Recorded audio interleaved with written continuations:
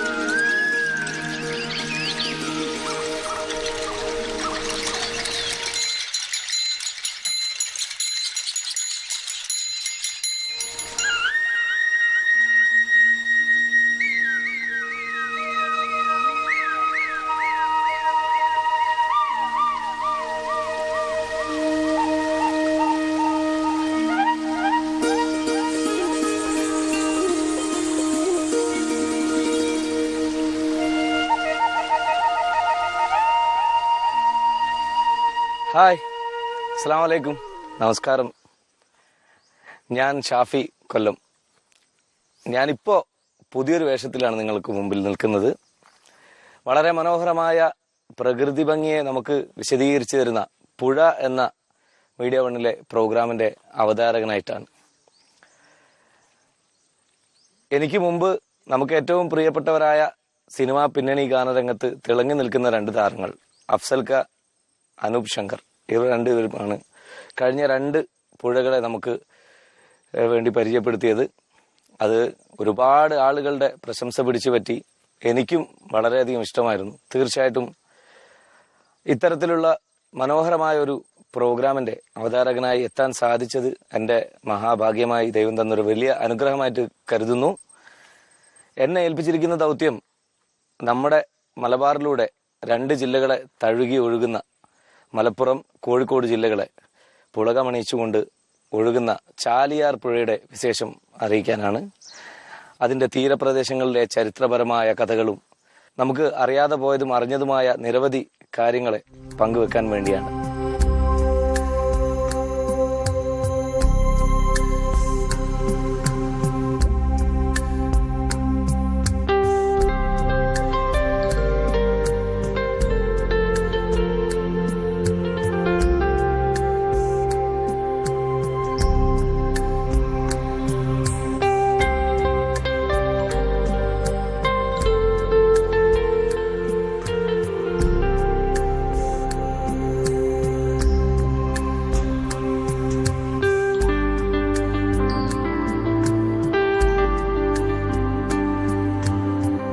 കാണുന്ന മലകൾക്കപ്പുറത്ത് തമിഴ്നാട്ടിലെ നീലഗിരി ജില്ലയിലെ ഇളമ്പാരി മലനിരകളിൽ നിന്ന് ഒഴുകി വരുന്ന ചെറിയ അരുവികൾ ഒരുമിച്ചാണ് ചാലിയാറിന്റെ ഉത്ഭവം.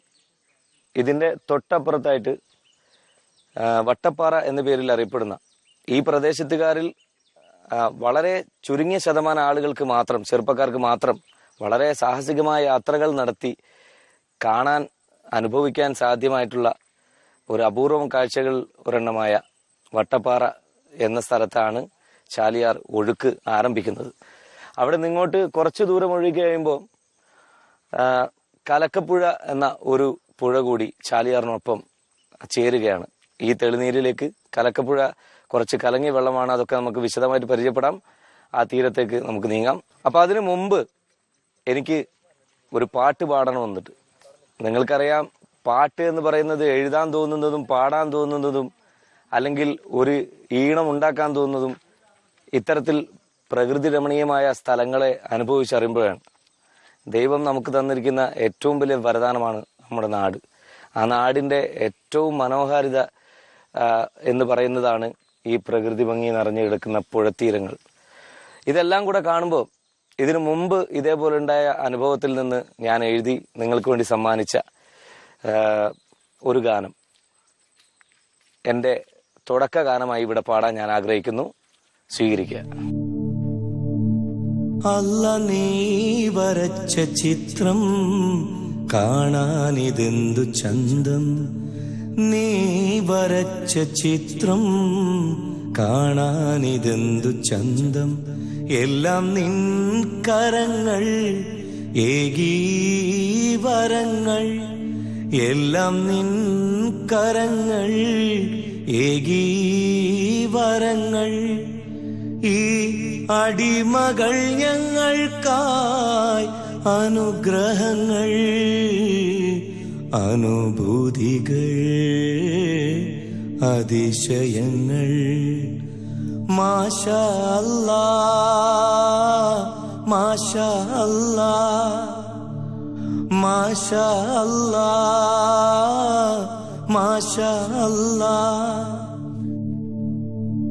പുലരിയിലെ തുയിലുണരും ഈണങ്ങൾ,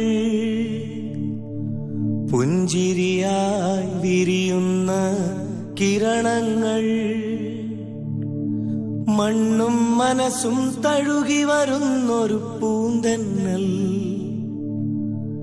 തെന്നൽ തഴുകിയുണർത്തും പലവിധ പുഷ്പങ്ങൾ, അതിൽ തേനും തേടിപ്പാറും ഏതോ ശലഭങ്ങൾ, അനുരാഗം മൂളും കിളികൾ കൂടും നിമിഷങ്ങൾ, പർവ്വതനിരയിൽ കിനിയും അരുവികളായിട്ടൊഴുകും പുഴയിൽ വന്നതു ചേരും സാഗരമായലിയും വെൺമേഘങ്ങൾ, കരിംകാർമുകിലുകൾ, മഴത്തുള്ളികൾ, മഞ്ഞിൻ കുളിർച്ചീളുകൾ, നിറക്കാഴ്ചകൾ നിന്റെ വരദാനങ്ങൾ. മാഷാ അല്ലാഹ് മാഷാ അല്ലാഹ്.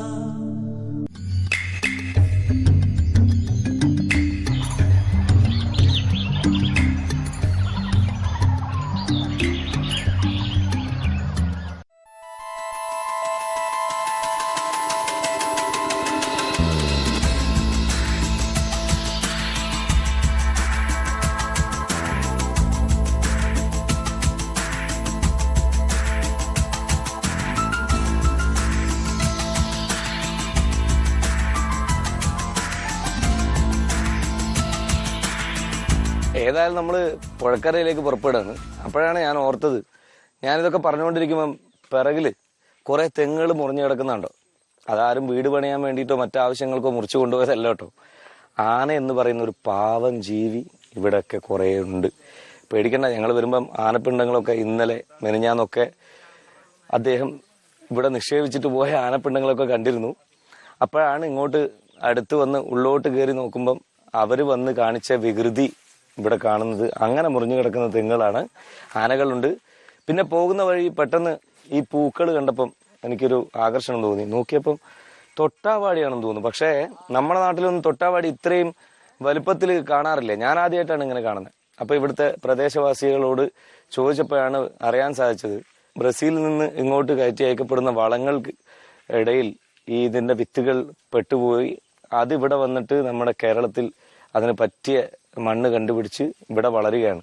ഉപദ്രവിക്കാനും തച്ചുടക്കാനൊന്നും ആരും ഇല്ലാത്തതുകൊണ്ട്, പറിച്ചുകൊണ്ട് പോകാനൊന്നും ആരും ഇല്ലാത്തതുകൊണ്ട് ഇവിടെ ഇങ്ങനെ വളർന്ന് പൂത്തൊലഞ്ഞ് നിൽക്കുകയാണ്. പ്രകൃതിക്ക് വളരെയധികം എന്താ പറയുക, ഒരു ആഭരണച്ചാർത്ത് പോലെ നല്ല ഭംഗിയോടുകൂടി നിൽക്കുകയാണ്, ചിരിച്ചുകൊണ്ട്. നല്ല പൊക്കത്തിൽ, നല്ല രസത്തിൽ, വളരെ വൈവിധ്യമാർന്ന ബ്രസീലിയൻ തൊട്ടാവാടിയാണ് ഈ കാണുന്നത്.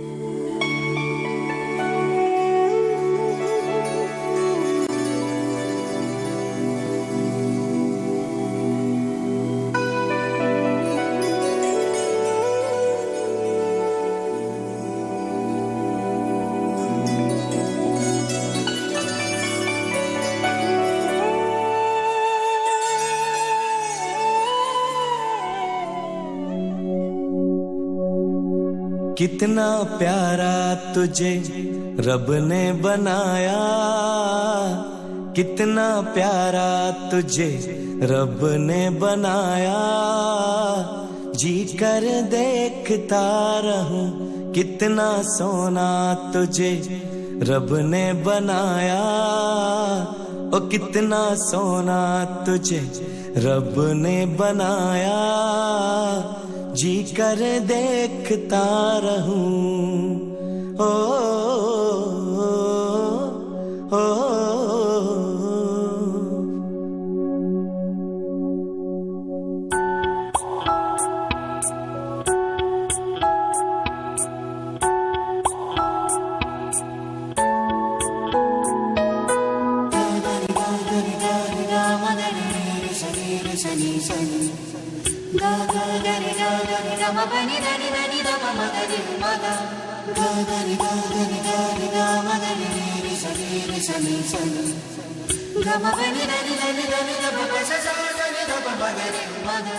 അപ്പൊ നമ്മള് ചാലിയാർ പുഴയുടെ പ്രാരംഭ ഘട്ടത്തിൽ നമുക്ക് അനുവദിക്കപ്പെട്ട ഏരിയ, അതായത് ഇവിടെയാണ് നമുക്ക് വരാൻ പറ്റുന്ന ഏറ്റവും, ചാലിയാർ പുഴയുടെ ഏറ്റവും തുടക്ക സ്ഥലം ഇതേ ഉള്ളൂ.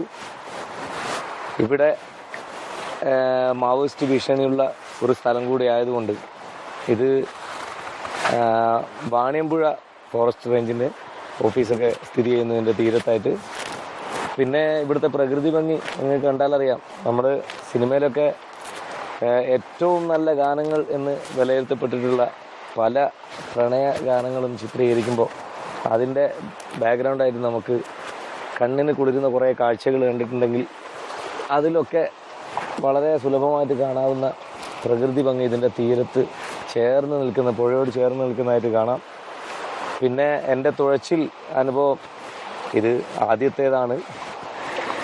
എങ്ങോട്ടാണോ പോകുന്നത്, ചാലിയാർ നമ്മളെ എങ്ങോട്ടാണോ നയിക്കുന്നത് അങ്ങോട്ടൊക്കെ പോയിക്കൊണ്ടിരിക്കുകയാണ്. പേടിയുണ്ടോയെന്ന് ചോദിച്ചാൽ ഉണ്ടാവാം, അല്ലേ? നിങ്ങളായാലും ചിലപ്പം പേടിച്ചെന്നിരിക്കും.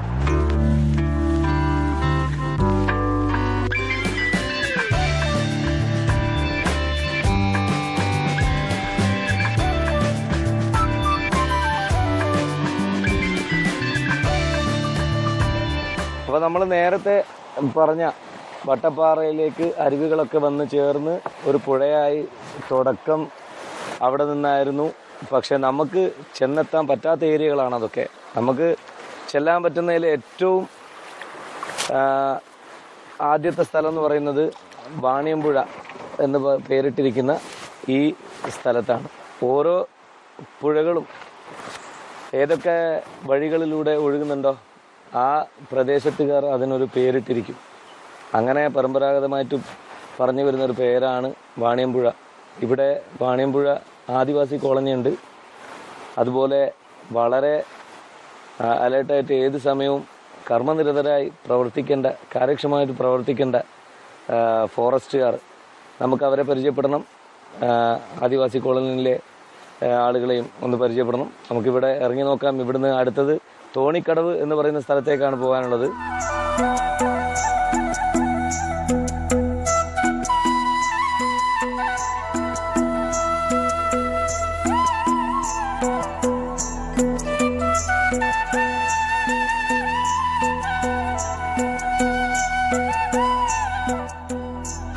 ഏതായാലും ഇവിടെ കര പിടിച്ചിറങ്ങുന്നതിന് മുമ്പ് ഞാൻ നിങ്ങൾക്ക് വേണ്ടി ഒരു പാട്ട് പാടാം. ഒരുപാട് പ്രണയഗാനങ്ങൾ എന്നിൽ നിന്ന് നിങ്ങൾ സ്വീകരിച്ചിട്ടുള്ളതാണ്.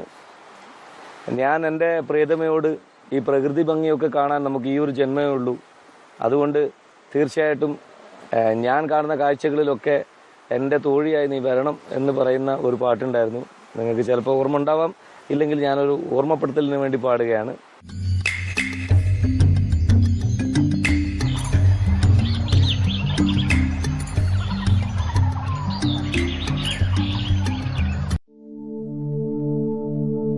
തേൻകൂടുകൾ, മാൻപേടകൾ, പൂഞ്ചോലകൾ കാണാം. കാർമുകിലുകൾ നീർത്തൂകവെ ചേർന്നാടി വരവേൽക്കാം. വാർത്തിങ്കളും രാത്രിയുടെ പൂന്തെന്നലും വെൺമേഘവും പുലരിയിലെ പൊൻസൂര്യനും താഴ്വാരമാകെ പാടും കിളികൾ തൻ സംഗീതവും താലോലമാട്ടും തെന്നൽ കൈതട്ടും സന്തോഷവും കാണുവാനീ ജന്മമല്ലേ കൺമണി നീ കൂട്ടിനില്ലേ. ജീവിതം ഒന്നേയുള്ളൂ പെണ്ണേ ഈ മണ്ണിൽ, ജീവനായി നീയേയുള്ളൂ ഇന്നെൻ്റെ ഉള്ളിൽ. 1000 സങ്കൽപ്പങ്ങൾ വിരിഞ്ഞതോ കൺമുന്നിൽ, ആകാശതാരകങ്ങൾ ചിരിച്ചതോ നിൻ കണ്ണിൽ. നായികെ നിന്നെ പോലെ ഉലകത്തിലാര്, നാടകം തീരും മുമ്പേ എന്നിൽ വന്ന് ചേര്. ജീവിതം ഒന്നേയുള്ളൂ പെണ്ണേ ഈ മണ്ണിൽ, ജീവനായി നീയേയുള്ളൂ ഇന്നെൻ്റെ ഉള്ളിൽ.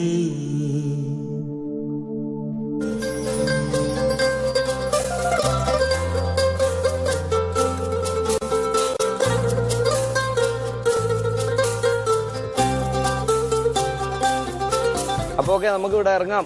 നല്ല ആഴവും ചളിയൊക്കെ ഉണ്ട്. പക്ഷേ നേരത്തെ പറഞ്ഞ കണക്കിന് ഒരാൾ നമ്മളെ സഹായിക്കാൻ വേണ്ടി എത്തുന്നുണ്ട്. അപ്പോൾ പതുക്കെ ഇറങ്ങാം. ഇറങ്ങാതിരിക്കാൻ വയ്യ. ഇവിടെ ഒരുപാട് കൗതുക കാഴ്ചകളുണ്ട്, ഒരുപാട് അറിയേണ്ട അറിവുകളുമുണ്ട്.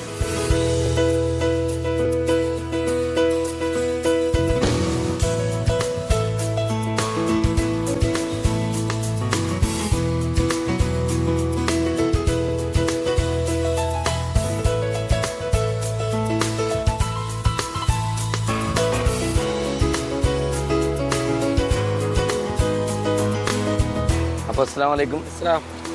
ഇത് സമദ്, ഞാൻ നേരത്തെ പറഞ്ഞ പോലെ നമ്മളെ ഹെൽപ്പ് ചെയ്യാൻ വേണ്ടി നമ്മളിവിടെ കാത്തിരിക്കുന്ന ആളാണ്. നമ്മുടെ നാട്ടുകാരനാണ്. വിശേഷങ്ങളൊക്കെ അദ്ദേഹത്തോട് തന്നെ ചോദിക്കുക. എന്തൊക്കെയുണ്ട് വിശേഷങ്ങൾ ഈ നാട്ടിൽ? ഇവിടെ തൊട്ടടുത്ത് തന്നെ.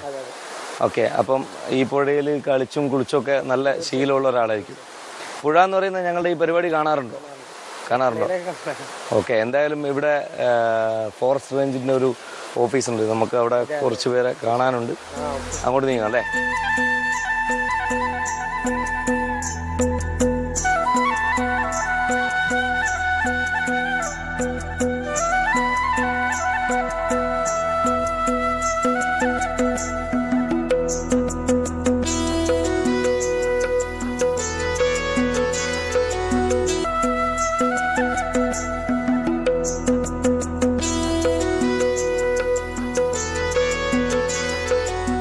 നിങ്ങളോട് കുറച്ച് കാര്യങ്ങൾ എന്തായാലും ചോദിച്ചറിയേണ്ടതുണ്ട്.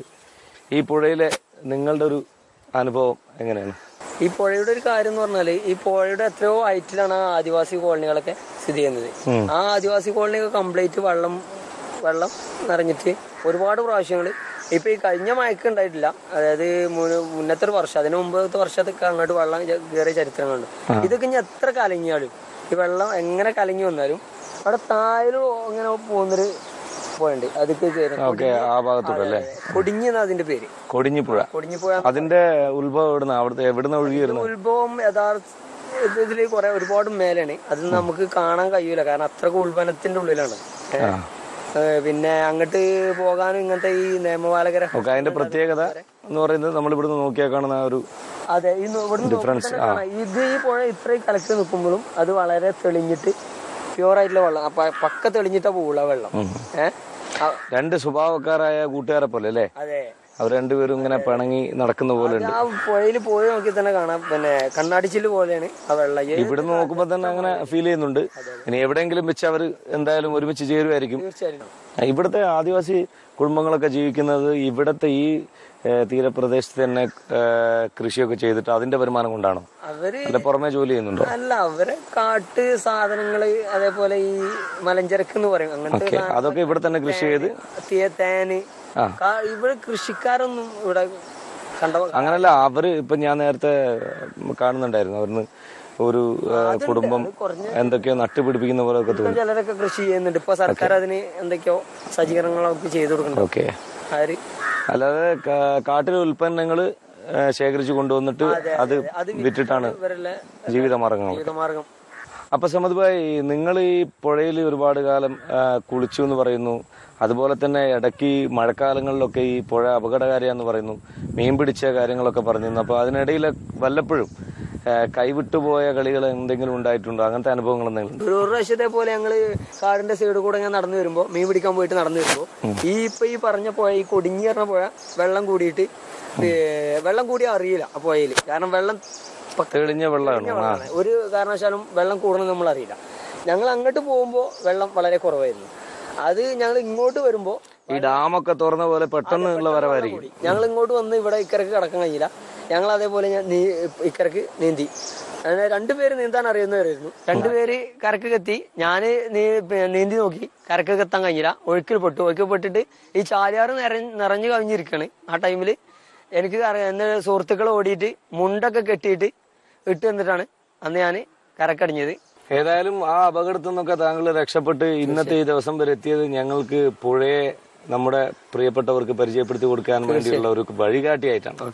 വളരെയധികം സന്തോഷമുണ്ട്. എന്തായാലും അദ്ദേഹം നമുക്ക് പുതിയൊരു പുഴ പരിചയപ്പെടുത്തി തന്നു, കൊടിഞ്ഞി പുഴ. അതിന്റെ വിശേഷങ്ങളൊക്കെ അവിടെ പോയിട്ട് അറിയാന്ന് വെച്ചാൽ അങ്ങോട്ട് പെർമിഷനിൽ. എന്നാലും ഞങ്ങൾ കുറച്ച് റിസ്ക് എടുത്ത് അതിന്റെ ഷോട്ടുകൾ വെള്ളത്തിൽ ചെന്നിട്ട് എന്തായാലും എടുത്ത് നിങ്ങളെ കാണിക്കുന്നതായിരിക്കും. വളരെയധികം നന്ദി സമദ് ഭായ്. പിച്ചവച്ചെന്നെ നടത്തിച്ച പൂമണൽ തിട്ടകൾ, ഉച്ചവെയിലത്ത് ഞാൻ ഓടിക്കളിച്ച എൻ കൗമാര തീരങ്ങൾ, സ്വപ്നങ്ങൾ കാണുവാൻ എന്നെ പഠിപ്പിച്ച പൂനിലാത്തോണി അടു